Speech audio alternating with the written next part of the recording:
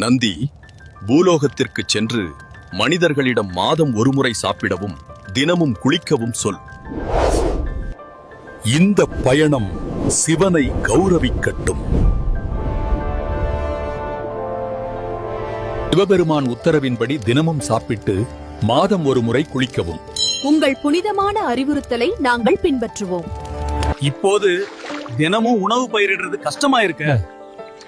நம்ம குடும்பம் குழந்தைகள் நம்மள நம்பிதான் இருக்காங்க.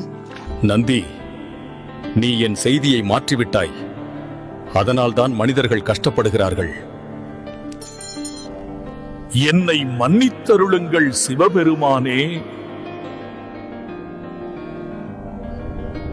பரவாயில்லை நந்தி, நீ பூமிக்கு சென்று அவர்களுக்கே பூமியில் வயல்களை உழுது உதவி செய். சிவபெருமானின் ஆசீர்வாதத்துடன் அன்று முதல் நந்தி பூமியில் மக்களுக்கு செழிப்பான விளைச்சலுக்கு உதவியது.